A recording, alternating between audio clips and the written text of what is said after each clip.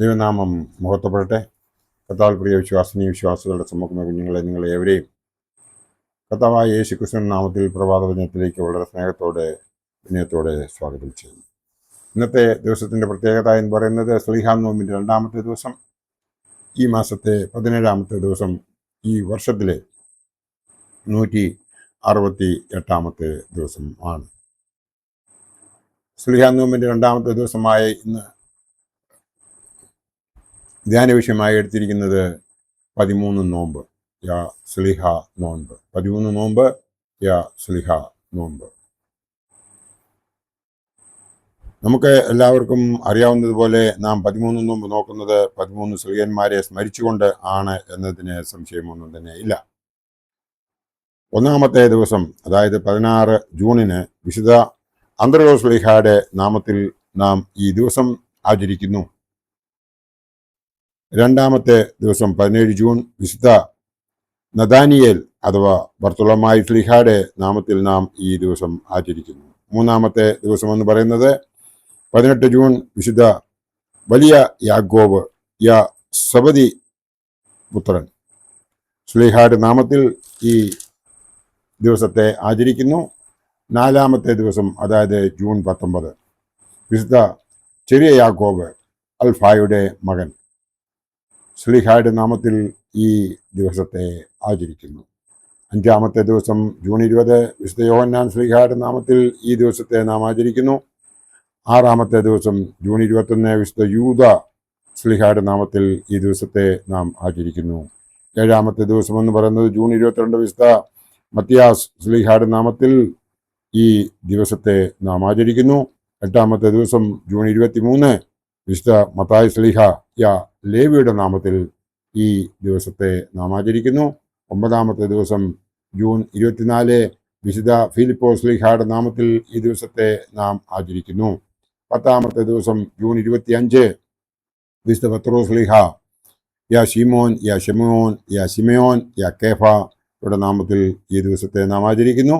11ാമത്തെ ദിവസം ജൂൺ 26, എരിവുകാരനായ ശിമോൻ ശ്ലീഹായുടെ നാമത്തിൽ ഈ ദിവസത്തെ നാം ആചരിക്കുന്നു. 12ാമത്തെ ദിവസം ജൂൺ 27, വിശുദ്ധ തോമാസ് ശ്ലീഹായുടെ നാമത്തിൽ ഈ ദിവസത്തെ നാം ആചരിക്കുന്നു.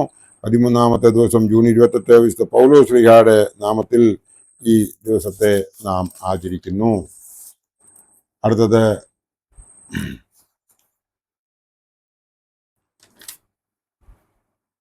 ജൂൺ 16, അതായത് 1ാമത്തെ ദിവസം, വിശുദ്ധ അന്ത്രയോസ് ശ്ലീഹ.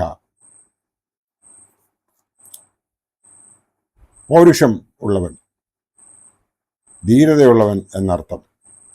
വിശുദ്ധ അന്ത്രയോസ് ശ്ലീഹ, അന്ത്രയോസ് എന്ന് പറയുന്നത് ഗ്രീക്ക് നാമമാണ്. വിശുദ്ധ പത്രോസിൻ്റെ സഹോദരനും ബത്സൈദ ദേശക്കാരനും പത്രോസിനെ പോലെ തന്നെ മുക്കുവനുമായിരുന്ന അന്ത്രയോസ് ശ്ലീഹ ആദ്യം യോഹന്നാൻ സ്നാപകന്റെ ശിഷ്യനായിരുന്നു.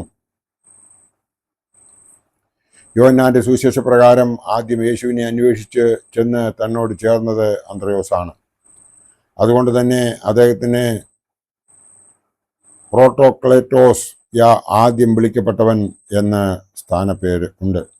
പത്രോസിനെയും മറ്റ് പലരെയും യേശുവിലേക്ക് കൊണ്ടുവരുന്ന വ്യക്തിയായിട്ടാണ് യോഹന്നാന്റെ സുവിശേഷത്തിൽ അദ്ദേഹത്തെ ചിത്രീകരിച്ചിരിക്കുന്നത്. യോഹന്നാൻ 1:40 മുതൽ 42 വരെയുള്ള വേദഭാഗം, യോഹന്നാൻ 6:8, 9 എന്നിവയിൽ നമുക്ക് കാണാം. 5 അപ്പവും 2 മീനും കയ്യിലുണ്ടായിരുന്ന ബാലനെ യേശുവിൻ്റെ അടുത്ത് കൂട്ടിക്കൊണ്ടുവന്നതും ഈ അന്ത്രയോസ് ആണ് എന്ന് കരുതുന്നു. യോഹന്നാൻ ശ്ലീഹായുടെ രക്ഷാസുവിശേഷം 6-ാം അധ്യായം 8-9 ഭാഗം നോക്കുമ്പോൾ നമുക്കത് ക്ലിയർ ആവും. യോഹന്നാൻ 12:20 മുതൽ 22 വരെയുള്ള ഭാഗത്ത് യവനന്മാർ യേശുവുമായി സംസാരിക്കുവാൻ ആഗ്രഹിച്ചപ്പോൾ അവരെ യേശുവിൻ്റെ അടുത്തേക്ക് കൊണ്ടുവന്നതും ഈ അന്ത്രയോസ് ആയിരുന്നു. കപ്പദോക്യ, ബിദൂനിയ, ഗലാത്യ, അഖായ എന്നീ സ്ഥലങ്ങളിൽ അദ്ദേഹം സുവിശേഷം അറിയിച്ചു. റഷ്യയുടെ ചില പ്രദേശങ്ങളിലും അദ്ദേഹം പ്രവർത്തിച്ചു എന്നാണ് വിശ്വസിക്കപ്പെടുന്നത്. അതുകൊണ്ട് ഗ്രീക്ക് റഷ്യൻ സഭാ പാരമ്പര്യ സത്യങ്ങളുടെ പിതാവായിട്ടാണ് വിശുദ്ധ അന്ത്രയോസ് കരുതപ്പെടുന്നത്. അന്ത്രയോസിന്റെ രക്തസാക്ഷിത്വത്തെക്കുറിച്ചുള്ള ഒരു പുരാതന രേഖയിൽ അദ്ദേഹം പത്രോസ് എന്ന സ്ഥലത്ത് വെച്ച് എക്സ് ആകൃതിയിലുള്ള കുരിശിന്മേൽ തൂക്കപ്പെട്ടു എന്ന് പറയുന്നു. ആ പത്രോസ് എന്ന സ്ഥലത്തിന് പത്രാസ് എന്നും അറിയപ്പെടുന്നു.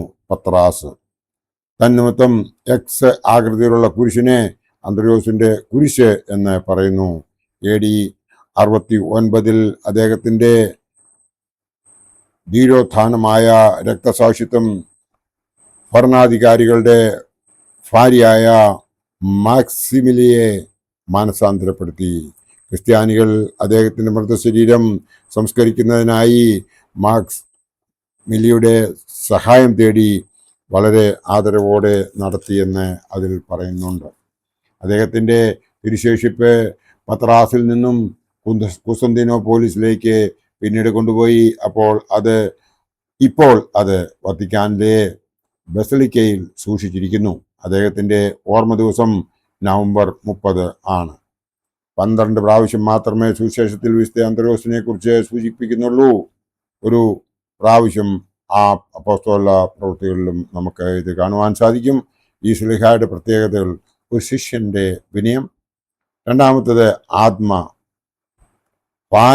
ഉള്ളവനായിരുന്നു, മൂന്നാമത്തത് നേതാവിന്റെ പക്വതയുള്ളവനായിരുന്നു, നാലാമത്തത് ഭക്തന്റെ അനുസരണമുള്ളവനായിരുന്നു, അഞ്ചാമത്തേത് ക്രിസ്ത്യാനികളുടെ പ്രവർത്തന ശൈലി ഉള്ളവൻ ആയിരുന്നു.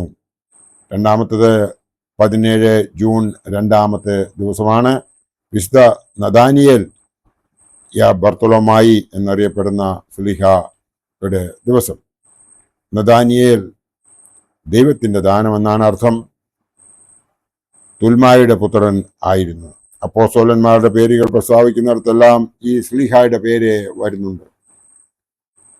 ഫിലിപ്പോസിന്റെ പേരിനോട് ചേർന്നാണ് ഈ പേര് വരുന്നത്. മത്തായി 10:1 മുതൽ 4 വരെയും, മർക്കോസ് 3:13 മുതൽ 19 വരെയും, ലൂക്കോസ് 6:12 മുതൽ 16 വരെയും, യോഹന്നാൻ ശ്ലീഹയിൽ 1-ാം അധ്യായം 45 കാണുന്നുണ്ട്.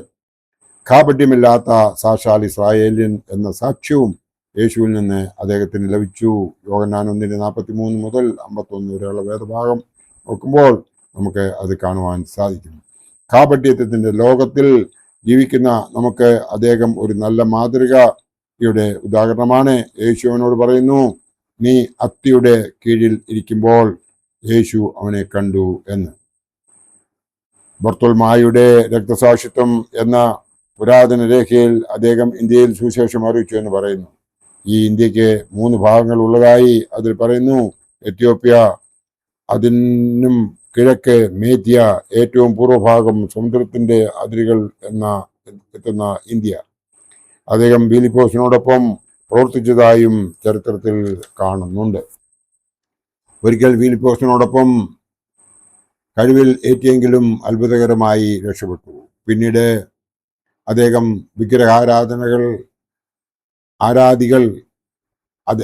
അദ്ദേഹത്തെ വിഗ്രഹ ആരാധികൾ രാജാവിന്റെ മുമ്പിൽ കൊണ്ടുവന്ന് കുറ്റങ്ങൾ ചുമത്തുകയും വളരെയധികം പീഡിപ്പിക്കുകയും ചെയ്തു. അതുകൊണ്ട് മതിയാകാതെ അദ്ദേഹത്തെ തലവെട്ടിക്കൊന്നു എന്നാണ് പറയുന്നത്. മറ്റൊരു ചരിത്രത്തിൽ പറയുന്നത് ബർത്തോലോമായി ജീവനോടെ തോലിരിക്കപ്പെട്ട ശേഷം തലകീഴായി ക്രൂശിക്കപ്പെട്ടും എന്ന് ആണ്.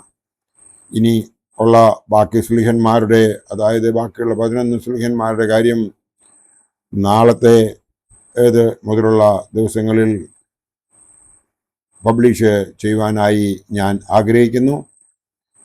ഇന്ന് 539-ാമത്തെ എപ്പിസോഡ് ആണ് പബ്ലിഷ് ചെയ്യുന്നത്. 540 മുതലുള്ള എപ്പിസോഡിൽ ബാക്കിയുള്ള ശ്ലീഹന്മാരെ കുറിച്ച് പറയുവാൻ ദൈവത്തിൽ ശരണപ്പെടുന്നു. ദൈവം നമ്മളെ എല്ലാവരെയും അനുഗ്രഹിക്കട്ടെ. നന്ദി, നമസ്കാരം.